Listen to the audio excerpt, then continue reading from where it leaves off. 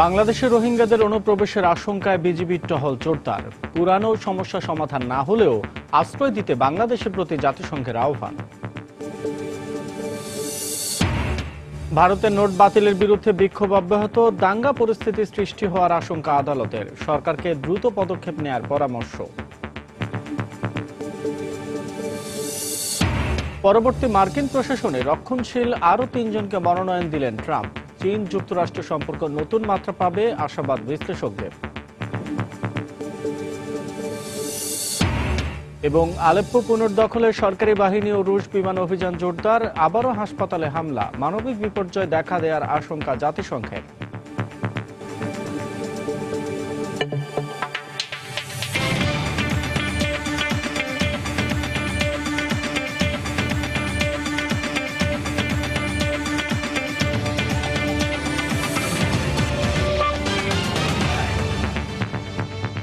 আন্তর্জাতিক সময়ের সঙ্গে আছে আমি আসাদ আজম।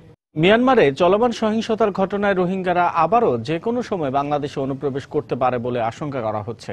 সীমান্তরক্ষী বাহিনী বিজিবি বলছে, অনুপ্রবেশ ঠেকাতে সীমান্তে সার্বক্ষণিক টহল জোরদার করা হয়েছে।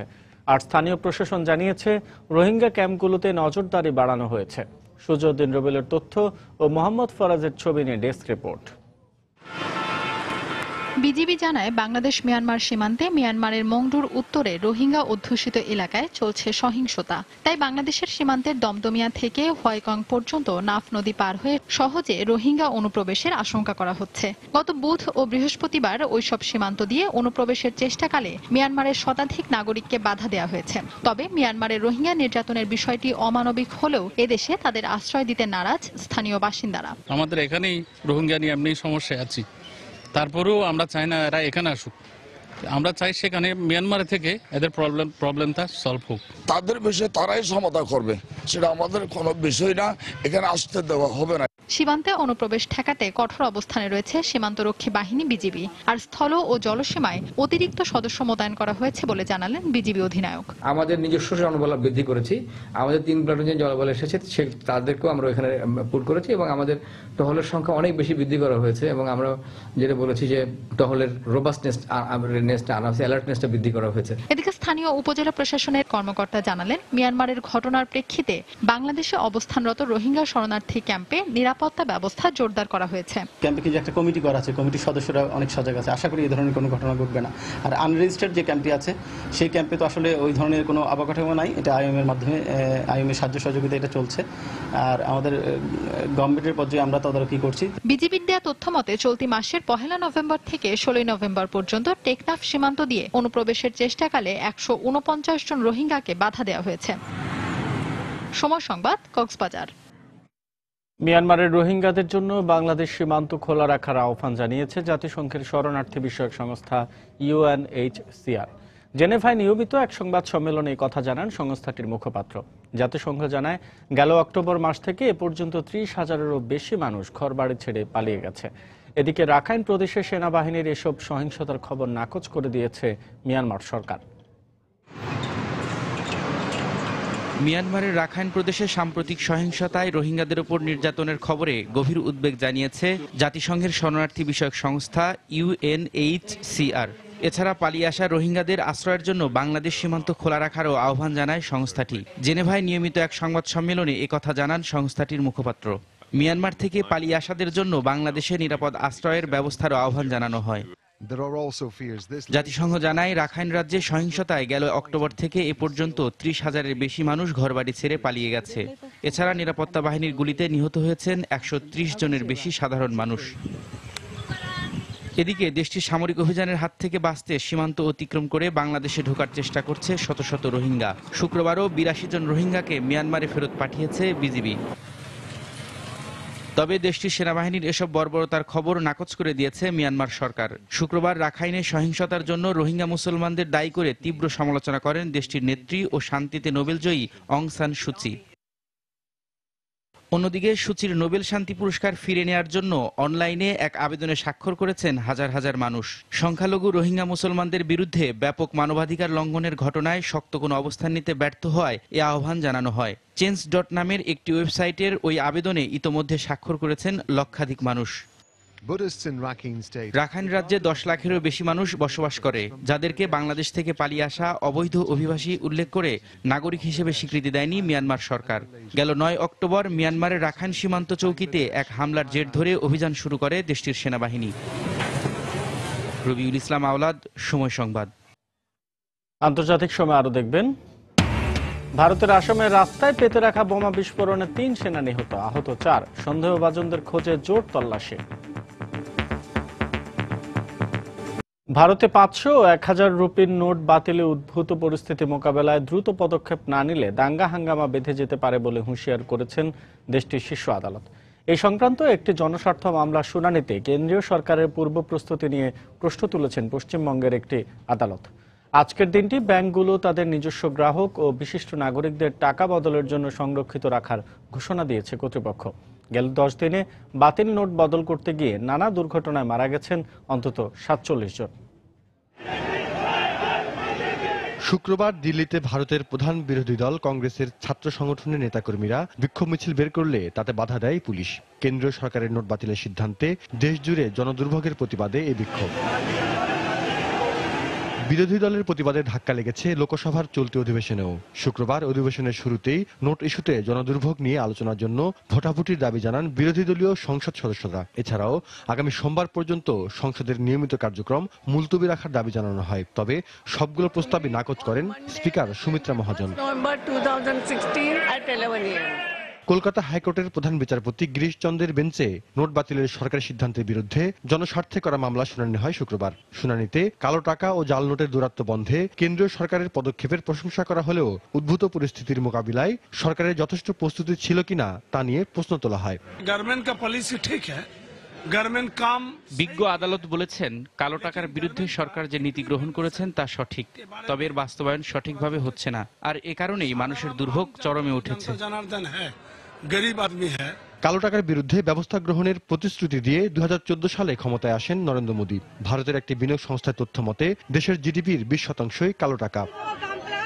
জাহিদুর রহমান, সময় সংবাদ। পরবর্তী মার্কিন প্রশাসনের অ্যাটর্নি জেনারেল, CIA প্রধান ও জাতীয় নিরাপত্তা উপদেষ্টা হিসেবে 3 রক্ষণশীলকে মনোনয়ন দিয়েছেন নবনির্বাচিত মার্কিন প্রেসিডেন্ট ডোনাল্ড ট্রাম্প। এদিকে ট্রাম্প ইউনিভার্সিটির বিরুদ্ধে জালিয়াতির অভিযোগে দায়ের করা মামলা $2.5 কোটি মার্কিন ডলারের সমঝোতা করতে রাজি হয়েছে ট্রাম্প। যুক্তরাষ্ট্রের অবকাঠামো খাতের উন্নয়নে চীনের সহযোগিতা গুরুত্বপূর্ণ উল্লেখ করে ট্রাম্প সরকারের সঙ্গে চীনের সম্পর্কের নতুন নতুন ক্ষেত্র তৈরি হবে বলে মনে করছেন বিশ্লেষকরা। মার্কিন প্রেসিডেন্ট হিসেবে নির্বাচিত হওয়ার পর থেকেই উপদেষ্টাদের সঙ্গে দফায় দফায় বৈঠক করে পরবর্তী প্রশাসন সাজানোর চেষ্টা করছেন ডোনাল্ড ট্রাম্প। এক্ষেত্রে গুরুত্বপূর্ণ পদগুলোতে রক্ষণশীলদেরই বেছে নিচ্ছেন তিনি। রক্ষণশীলদের মনোনয়নের কড়া সমালোচনার মধ্যেই জাতীয় নিরাপত্তা উপদেষ্টা হিসেবে অবসরপ্রাপ্ত lieutenant general Michael Flynn, CIA এর পরিচালক পদে কংগ্রেসম্যান মাইক পম্পেও এবং অ্যাটর্নি জেনারেল পদে আলাবামার সিনেটর জেফ সেশনসকে মনোনয়ন দিয়েছেন তিনি। মনোনয়ন পাওয়া এই 3 জনই কট্টরপন্থী হিসেবে পরিচিত। নিরাপত্তা উপদেষ্টা হিসেবে মনোনীত হওয়ার পর শনিবার দক্ষিণ কোরিয়ার এক কর্মকর্তার সঙ্গে সাক্ষাৎকারে মাইকেল ফ্লিন বলেন, উত্তর কোরিয়ার পারমাণবিক হুমকি মোকাবিলাকে সর্বোচ্চ গুরুত্বের সঙ্গে বিবেচনা করবেন তারা।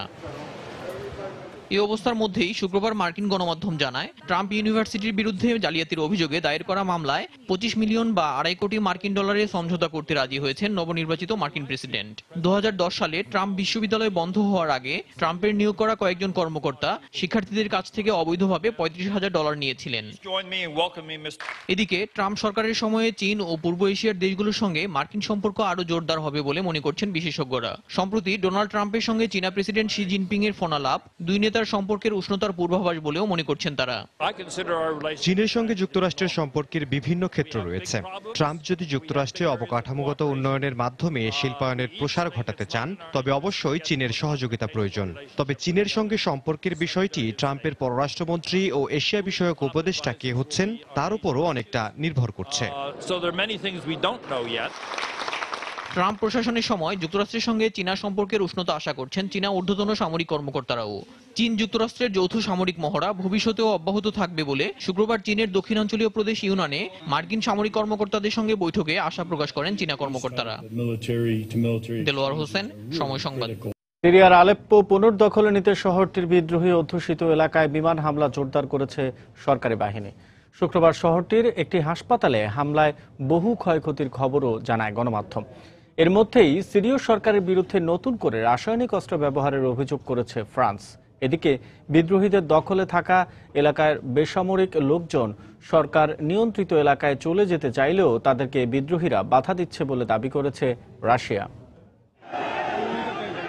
আলেপ্পোর পূর্বাঞ্চলে বিদ্রোহী অধ্যুষিত এলাকায় সহিংসতা বন্ধের দাবিতে এই বিক্ষোভে অংশ নেয় প্রায় 500 বেসামরিক নাগরিক। এদের মধ্যে অন্তত 200 জন সিরীয় সরকার নিয়ন্ত্রিত এলাকায় প্রবেশের চেষ্টা করলে বিদ্রোহীরা তাদের বাধা দেয় বলে জানায় রুশ প্রতিরক্ষা দপ্তর। বেসামরিক মানুষের উপর জঙ্গিদের এলোপাতাড়ি গুলিতে নিহত হয় অন্তত 17 জন। এর আগেও একই চেষ্টা করায় কয়েকশো মানুষকে হত্যা করা হয় বলে জানায় মস্কো।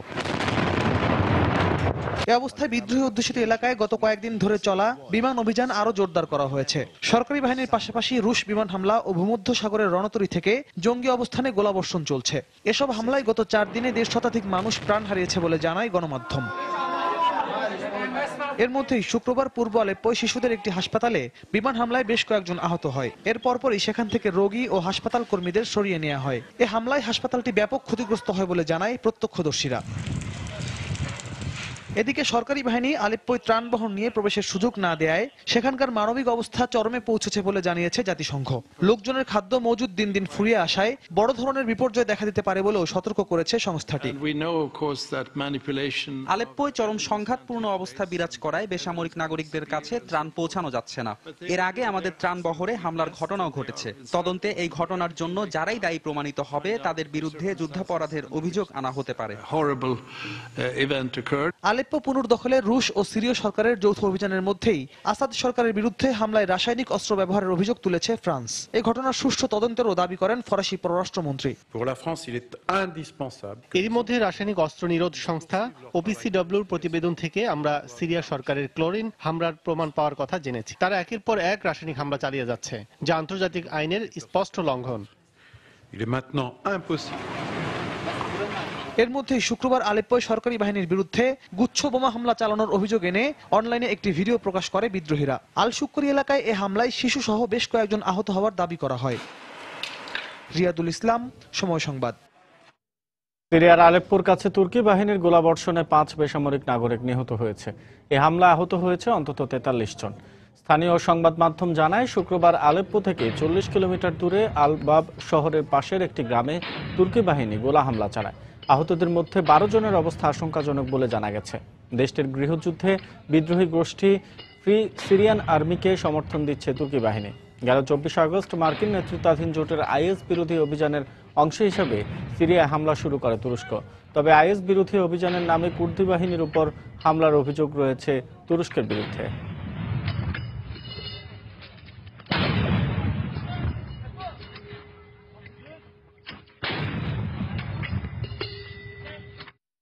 ইয়েমেনে 48 ঘন্টার যুদ্ধবিরতির ঘোষণা দিয়েছে সৌদি আরব। দেশটির রাষ্ট্রীয় সংবাদ সংস্থা সৌদি প্রেস এজেন্সি এসপিএ শনিবার এই খবর জানায়। স্থানীয় সময় আজ দুপুর থেকে এই যুদ্ধবিরতি কার্যকর হওয়ার কথা জানানো হয়। বিদ্রোহীদের পক্ষ থেকে এ বিষয়ে কিছু না জানানো হলেও সৌদি জোট জানায় হাউথিরা এই অস্ত্রবিরতি মেনে চললে সময়সীমা আরও বাড়ানো হতে পারে। বেসামরিক নাগরিকদের মানবিক সহায়তার জন্য এই যুদ্ধবিরতির ঘোষণা দেয় সৌদি আরব। যুদ্ধবিরতি চললেও সৌদি জাহাজ ইয়েমেন উপকূলে ও জোটের গোয়েন্দা বিমানের টহল অব্যাহত থাকবে বলে এক বিবৃতিতে জানানো হয়। এর আগে হাউথিদের এক নেতা যুদ্ধবিরতিতে রাজি থাকার কথা জানালেও ইয়েমেন সরকার তাতে সাড়া দেয়নি।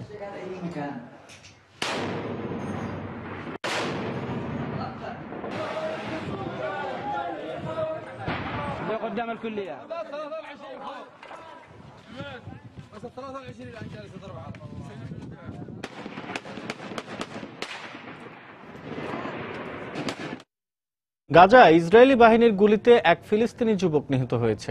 এই হামলায় আহত হয়েছে আরও 3 জন। প্রত্যক্ষদর্শীদের বরাতে সংবাদ মাধ্যম জানায় শুক্রবার গাজার একটি শরণার্থী শিবিরে কয়েকজন ফিলিস্তিনি যুবক ইসরায়েলের আগ্রাসন বিরোধী বিক্ষোভ শুরু করলে তাদের ছত্রভঙ্গ করতে গুলি চালায় ইসরায়েলি সেনারা। এতে ঘটনাস্থলে একজনের মৃত্যু হয়। তবে ইসরায়েলি বাহিনীর পক্ষ থেকে জানানো হয় বিক্ষোভকারীরা নিরাপত্তা বাহিনীকে লক্ষ্য করে পাথর নিক্ষেপ শুরু করলে পরিস্থিতি নিয়ন্ত্রণে আনতে গুলি করে তারা। ফিলিস্তিনি ইসরায়েলি বাহিনীর এসব বিচার বহির্ভূত হত্যার ঘটনায় বরাবরই তীব্র নিন্দা জানিয়ে আসছে মানবাধিকার সংগঠনগুলো।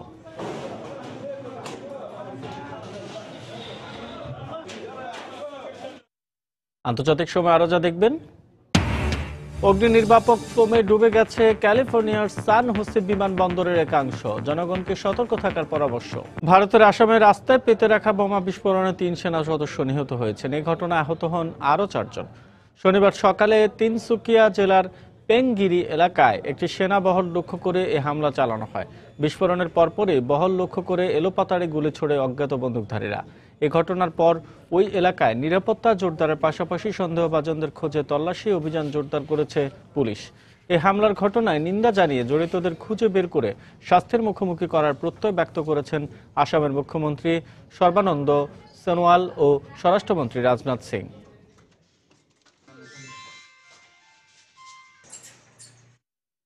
পাকিস্তানের জলসীমায় ভারতীয় সাবমেরিন প্রবেশের চেষ্টা রুখে দেওয়ার দাবি করেছে পাকিস্তান নৌবাহিনী। শুক্রবার এক বিবৃতিতে এ তথ্য জানানো হয়। বিবৃতিতে বলা হয়, ভারতীয় সাবমেরিন শনাক্ত ও নিজেদের জলসীমায় তার প্রবেশ বাধা দিয়ে পাকিস্তানের নৌবাহিনী আবারও তাদের কর্মদক্ষতার প্রমাণ দিয়েছে। 16 নভেম্বর পাকিস্তানের দক্ষিণ উপকূলে সন্দেহজনক সাবমেরিনটি শনাক্ত করা হয়। শনাক্তকরণ থেকে বাঁচতে সাবমেরিনটি পালানোর চেষ্টা করে বলেও জানানো হয়। পরে পাকিস্তানি নৌসেনারা সাবমেরিনটি অনুসরণ করে সমুদ্র সীমা রক্ষায় পাকিস্তান নৌবাহিনী প্রস্তুতি উচ্চ পর্যায়ে সতর্কতা অব্যাহত রেখেছে বলেও বিবৃতিতে উল্লেখ করা হয়। নিউ ইয়র্ক ও নিউ জার্সিতে বোমা হামলার ঘটনায় অভিযুক্ত আফগান বংশোদ্ভূত মার্কিন নাগরিক আহমদ খান রাহিমি আদালতে নিজেকে নির্দোষ দাবি করেছেন। ম্যানহাটন আদালতে 28 বছর বয়সী রাহিমি তার বিরুদ্ধে আনা সব অভিযোগ মিথ্যা বলে দাবি করেন। গত 17 সেপ্টেম্বর ম্যানহাটনের চেলসি এলাকায় বোমা বিস্ফোরণে 30 জন আহত হন। ঘটনার দুদিন পর লিনডিনের একটি পানশালায় অভিযান চালিয়ে রাহিমিকে গ্রেফতার করে পুলিশ। এ সময় পুলিশের গুলিতে তিনি গুরুতর আহত হন। পুলিশের দাবি, রাহিমি এই বিস্ফোরক পুঁতে রেখেছিল। এছাড়া নিউ জার্সিতে পাইপ বোমা স্থাপনের পাশাপাশি একটি বিস্ফোরক বোঝাই ব্যাগ এলিজাবেথ রেল স্টেশনে ফেলে যায় বলেও অভিযোগ পুলিশের, যদিও সেখানে কেউ হতাহত হয়নি।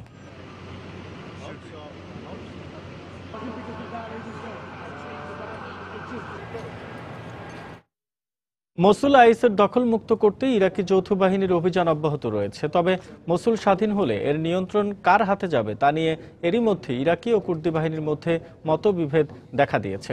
এদিকে মসুলের উত্তরাঞ্চলে তাল আফারে আইএস বিরোধী অভিযানে সম্প্রতি যোগ দেয়া শিয়া মিলিশিয়ারা সেখানে তাদের অধিকার পুনঃপ্রতিষ্ঠিত করতে চাইছে বলে ধারণা করা হচ্ছে। মসুলের কাছে আরও একটি গণকবরের সন্ধান পেয়েছে ইরাকি সেনাবাহিনী। শুক্রবার বাসিকার শরণার্থী শিবিরে যাওয়ার জন্য বৈরী আবহাওয়ার মধ্যে এভাবেই অপেক্ষা করতে দেখা যায় অনেক শরণার্থীকে। সম্প্রতি ইরাকি যৌথ বাহিনীর অভিযানের পর আইএস মুক্ত এলাকা থেকে পালিয়ে আসা এসব বেসামরিক নাগরিক বাসিকার কাছে কুর্দিশ পেশমার্গা বাহিনীর গাড়ির জন্য অপেক্ষা করেন। আমরা 2 দিন ধরে এখানে আছি।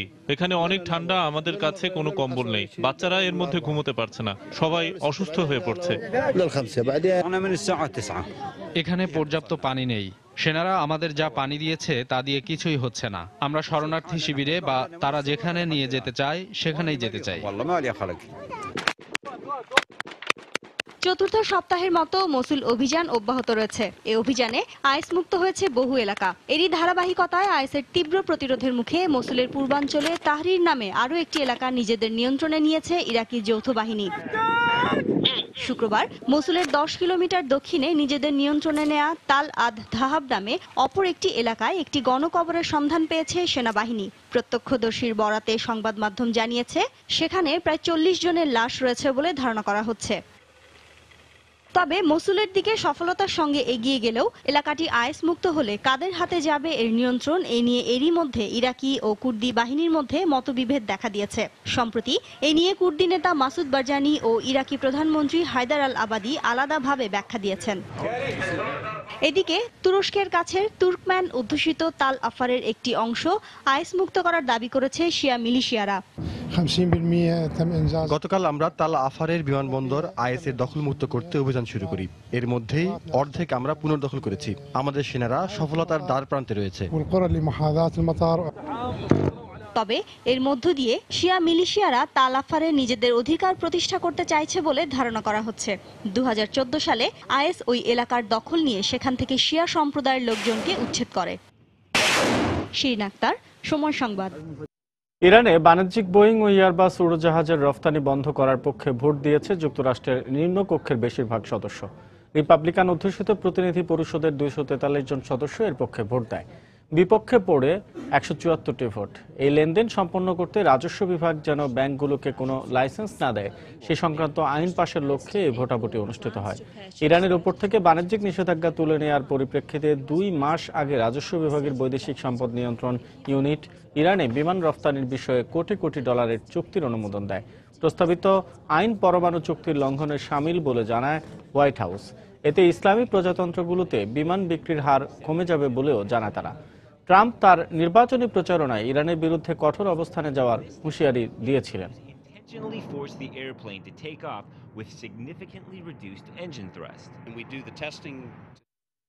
দেশ কানায় কানায় পূর্ণ না হওয়া পর্যন্ত শরণার্থীদের স্বাগত জানানোর ঘোষণা দিয়েছেন ফিলিপিন্সের প্রেসিডেন্ট রদ্রিগো দুর্তেতে। কাতার ভিত্তিক সংবাদ মাধ্যম আল জাজিরাকে দেয়া সাক্ষাৎকারে একথা বলেন তিনি। শরণার্থীদের আশ্রয় দিতে পশ্চিমা দেশগুলো ব্যর্থ হয়েছে এমন অভিযোগ তুলে দুতের্তে বলেন, শরণার্থী ব্যবস্থাপনার নজির সৃষ্টি করতে চান তিনি।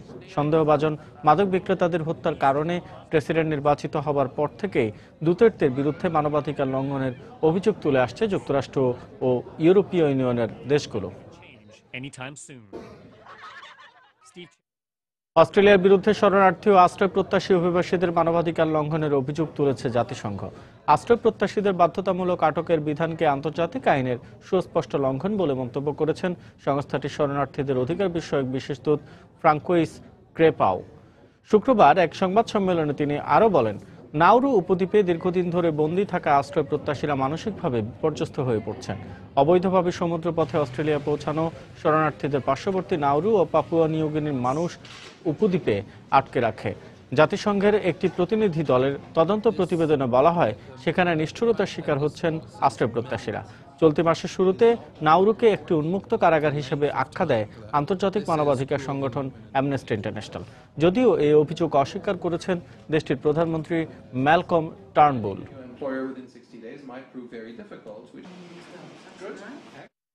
তুরস্কের বেশ কিছু কর্মকর্তা ন্যাটোর বিভিন্ন দেশে আশ্রয় চেয়েছেন বলে জানিয়েছেন সংস্থাটির মহাসচিব জেন্স স্টলটেনবার্গ। শুক্রবার বেলজিয়ামের রাজধানী ব্রাসেলসে সংবাদ সম্মেলনে তিনি বলেন, চলতি বছরের জুলাই মাসে তুরস্কে ব্যর্থ সেনা অভ্যুত্থানের পর থেকে তারা এই আবেদন জানিয়ে আসছেন। এদের অনেকেই কর্মসূত্রে অবস্থান করা দেশে আশ্রয় চেয়েছেন। বিষয়টি বিশেষভাবে বিবেচনা করা হবে বলেও জানান ন্যাটো মহাসচিব। তুরস্কে ব্যর্থ সেনা অভ্যুত্থানের পর থেকে কয়েক হাজার কর্মকর্তা কর্মচারীকে পদচ্যুত, সাময়িক বহিষ্কার, আটক বা গ্রেফতার করা হয়েছে।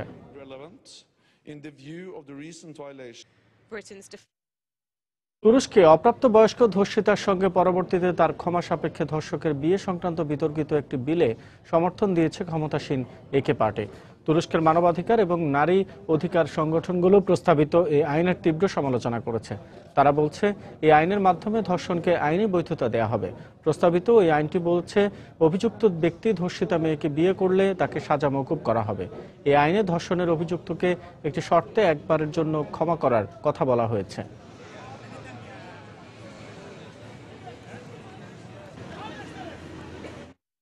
সংযুক্ত আরব আমিরাতে ধর্ষণের অভিযোগ তোলার পর এক ব্রিটিশ তরুণীকে গ্রেফতার করেছে দুবাই পুলিশ। তাদের অভিযোগ, তিনি বিবাহ বহির্ভূত সম্পর্কে জড়িত ছিলেন। যুক্তরাজ্য ভিত্তিক একটি আইন পরামর্শক প্রতিষ্ঠান ডিটেইনড ইন দুবাই জানায়, ওই নারী 2 ব্রিটিশ পুরুষের বিরুদ্ধে ধর্ষণের অভিযোগ করে।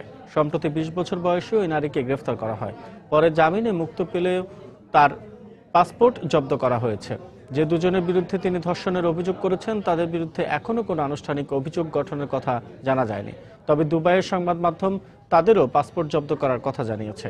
সংযুক্ত আরব আমিরাতের আইনে এই ধরনের অভিযোগে কারাভোগ, বহিষ্কার, এমনকি পাথর মেরে হত্যার মতো শাস্তির বিধান রয়েছে। দক্ষিণ কোরিয়ার প্রেসিডেন্ট পার্ক গিউন হাই এর পক্ষে বিপক্ষে পাল্টাপাল্টি সমাবেশ হয়েছে। স্বজনপ্রীতি ও আর্থিক কেলেঙ্কারির অভিযোগে প্রেসিডেন্ট পার্কের পদত্যাগের দাবিতে গেল 4 সপ্তাহ ধরে চলমান বিক্ষোভের মাঝেই কর্মসূচি পালন করা হলো। সরকারের পক্ষে সমাবেশে অন্তত 10,000 সমর্থক যোগ দেয় বলে জানিয়েছে আন্তর্জাতিক সংবাদ মাধ্যম। এদিকে পার্কের পদত্যাগের দাবিতে শনিবার নতুন করে শুরু হওয়া বিক্ষোভ সমাবেশে কয়েক লাখ লোক অংশ নেয় বলে দাবি বিরোধী দলগুলোর। দুর্নীতির অভিযোগে গ্রেফতার দীর্ঘদিনের বন্ধু চাই সনসিলের দুর্নীতির বিষয়ে প্রেসিডেন্ট পার্ক ক্ষমা চাইলেও বিক্ষোভ অব্যাহত আছে। 1980 সালে গণতন্ত্রপন্থী বিক্ষোভের পর এটিকে উত্তর কোরিয়ার সবচেয়ে বড় গণবিক্ষোভ হিসেবে বিবেচনা করা হচ্ছে।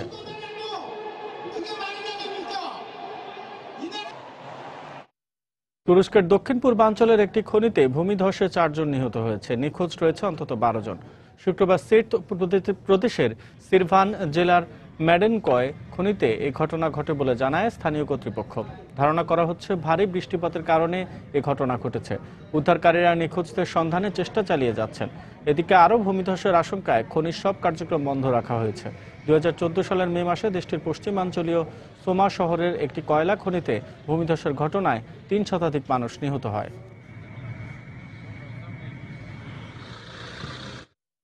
অস্ট্রেলিয়ার মেলবোর্নের একটি ব্যাংকে আগুন লেগে 27 জন অগ্নিদগ্ধ হয়েছে। পুলিশের বরাতে শুক্রবার বিবিসি জানায়, কমনওয়েলথ ব্যাংক অফ অস্ট্রেলিয়ার একটি শাখায় এক ব্যক্তির আগুন লাগানোর এই ঘটনায় অনেক শিশু আহত হয়। আহতদেরকে স্থানীয় হাসপাতালে ভর্তি করা হয়েছে। তাদের মধ্যে বেশ কয়েকজনের অবস্থা আশঙ্কাজনক বলে জানায় হাসপাতাল কর্তৃপক্ষ। ব্যাংকের ওই শাখায় আগুন লাগার পর সবাইকে ভবনটি থেকে সরিয়ে নেওয়া হয়। ওই ব্যক্তি আত্মহননের চেষ্টা করে ভবনে আগুন লাগায় বলে প্রাথমিকভাবে ধারণা করছে পুলিশ। বিস্তারিত জানতে তদন্ত চলছে। যুক্তরাষ্ট্রের টেনেসিতে স্কুল বাস খাদে পড়ে 23 জন আহত হয়েছে। তাদের মধ্যে 2 জনের অবস্থা আশঙ্কাজনক। কর্তৃপক্ষ জানায় 65 জন শিক্ষার্থী নিয়ে একটি বাস যাওয়ার সময় রাস্তার পাশে খাদে পড়ে যায়। এতে 23 জন শিক্ষার্থী আহত হয়। তাদের 2 জনের অবস্থা আশঙ্কাজনক বলে জানা গেছে। দুর্ঘটনার পরই সেখানে উদ্ধার অভিযান শুরু করে ফায়ার সার্ভিস। যুক্তরাষ্ট্রের ক্যালিফোর্নিয়ায় একটি বিমানবন্দরে হ্যাঙ্গার ও তার আশপাশের এলাকায় শুক্রবার অগ্নি নির্বাপক ফোমে ডুবে যায়। দমকল বাহিনীর বরাতে বিবিসি জানায়, সান হোসে বিমানবন্দরের হ্যাঙ্গারের অগ্নি সতর্কীকরণ ব্যবস্থায় ত্রুটির কারণে হঠাৎ করে ফায়ার অ্যালার্ম বেজে ওঠে। সে সঙ্গে ছড়িয়ে পড়তে থাকে আগুন নিভানোর ফোম। অল্প সময়ে তা ছেয়ে ফেলে পুরো হ্যাঙ্গার ও এর আশপাশের এলাকা। ত্বকের জন্য ক্ষতিকারক এই ফোমে হাত না দেবার জন্য জনগণকে সতর্ক করেছে বিমানবন্দর কর্তৃপক্ষ। স্থানীয় গণমাধ্যম জানায়, স্থানটি পরিষ্কারের কাজ চলছে।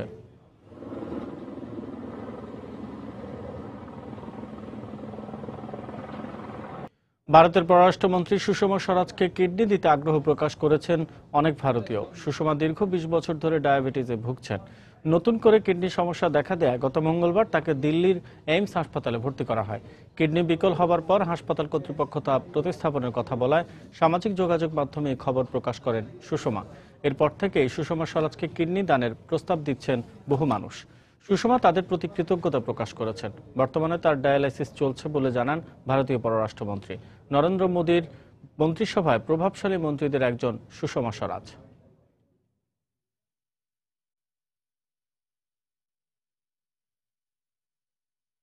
জিকা ভাইরাস সংক্রান্ত আন্তর্জাতিক জরুরি অবস্থা তুলে নিয়েছে বিশ্ব স্বাস্থ্য সংস্থা। লাতিন আমেরিকায় জিকার প্রাদুর্ভাবের ঘটনায় 9 মাস আগে জরুরি অবস্থা জারি করে সংস্থাটি। জেনেভায় শুক্রবার আয়োজিত সংবাদ সম্মেলনে সংস্থার মুখপাত্র ড্যানিয়েল ইপস্টেইন জানান, পরিস্থিতির কিছুটা উন্নতি হওয়ায় বিশ্বব্যাপী স্বাস্থ্য বিষয়ক হুঁশিয়ারি তুলে নেওয়া হলো। তবে মশাবাহিত এই রোগকে যথেষ্ট গুরুত্বপূর্ণ এবং স্থায়ী প্রভাব বিস্তারকারী হুমকি হিসাবে উল্লেখ করে তিনি বলেন, মশা নিধনে যথাযথ ব্যবস্থা গ্রহণ না করলে বিশ্বের অন্তত 75টি দেশে জিকা ভাইরাস আবারও মহামারী আকারে ছড়িয়ে পড়তে পারে। বিজ্ঞানীরা বলছেন, গর্ভবতী নারী জিকা ভাইরাসে আক্রান্ত হলে তার অনাগত শিশুর মাথা স্বাভাবিকের চেয়ে ছোট হতে পারে। মারাক্কেচ ঘোষণার মধ্য দিয়ে মরক্কোতে শেষ হয়েছে জাতিসংঘের 22তম বিশ্ব জলবায়ু সম্মেলন। এতে অংশ নেওয়া দেশগুলো জলবায়ু পরিবর্তনের ক্ষতিকর প্রভাব মোকাবেলার জন্য রাজনৈতিক অগ্রাধিকারের কথা জানায়। শুক্রবার সম্মেলনের সমাপনী দিনে সম্মেলনের আয়োজক সংস্থা UNFCCCর পক্ষ থেকে এই ঘোষণা দেওয়া হয়। প্যারিস জলবায়ু চুক্তি বাস্তবায়নের লক্ষ্যে 193টি রাষ্ট্র এতে সম্মতি পোষণ করে। জলবায়ু পরিবর্তনের প্রভাব মোকাবেলায় যুক্তরাষ্ট্রকে এগিয়ে আসার আহ্বান জানান প্রশান্ত মহাসাগরীয় ছোট দ্বীপ রাষ্ট্রগুলোর শীর্ষ নেতারা। জলবায়ু পরিবর্তনের বিষয়ে ডোনাল্ড ট্রাম্পের নেতিবাচক অবস্থানের প্রেক্ষিতে তারা যুক্তরাষ্ট্রের প্রতি আরও জোরালো ভূমিকা রাখার আহ্বান জানান। 2015 সালে প্যারিস জলবায়ু চুক্তি স্বাক্ষরিত হলেও 2020 সালের আগে এই চুক্তি কার্যকর সম্ভব নয় বলে মনে করছেন পরিবেশবিদরা। মহাকাশে গবেষণা কাজে 30 দিন অবস্থানের পর নিরাপদে পৃথিবীতে ফিরেছেন 2 চীনা নভোচারী। শুক্রবার স্থানীয় সময় দুপুর 2টায় মহাকাশযান সেনঝৌ 11 করে মঙ্গোলিয়ার মধ্যাঞ্চলে অবতরণ করেন তারা। এটি এ পর্যন্ত মহাকাশে চীনা নভোচারীদের দীর্ঘস্থায়ী মিশন। সফলভাবে মিশন সম্পন্ন করায় 2 নভোচারীকে অভিনন্দন জানিয়েছে সরকার। 2022 সালে মহাকাশে স্থায়ী গবেষণা মিশন পাঠানোর পরিকল্পনা করছে চীন।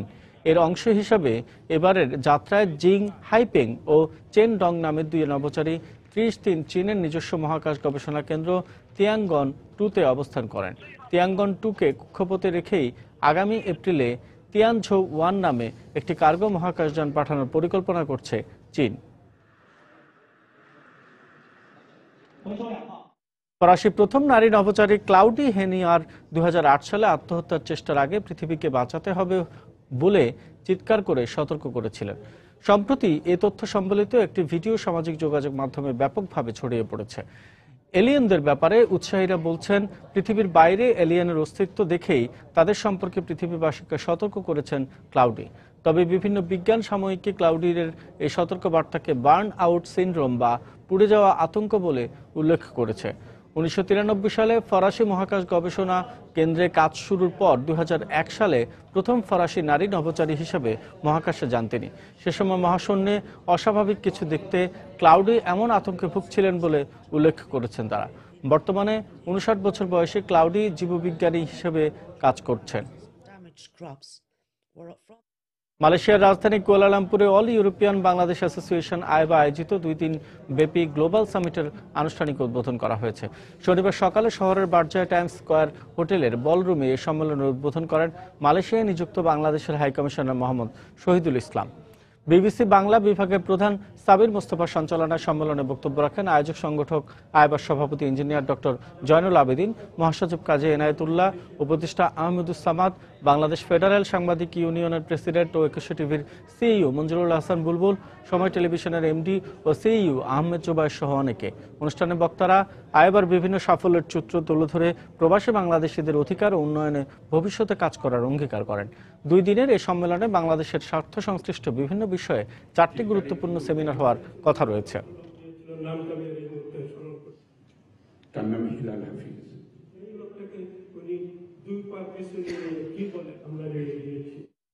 এ পর্যায়ে আবারও জানিয়ে দিচ্ছে আন্তর্জাতিক সময়ে শীর্ষ সংবাদগুলো।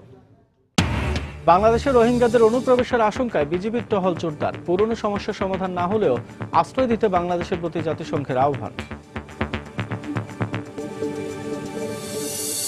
ভারতের নোট বাতিলের বিরুদ্ধে বিক্ষোভ অব্যাহত, দাঙ্গা পরিস্থিতি সৃষ্টি হওয়ার আশঙ্কা আদালতের। সরকারকে দ্রুত পদক্ষেপ নেওয়ার পরামর্শ।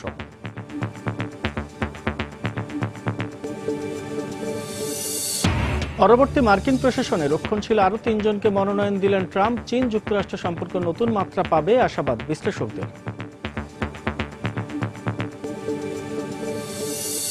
এবং আলেপ্পো পুনর্দখলে সরকারি বাহিনী ও রুশ বিমান অভিযান জোরদার। আবারও হাসপাতালে হামলা, মানবিক বিপর্যয় দেখা দেওয়ার আশঙ্কা জাতিসংঘের।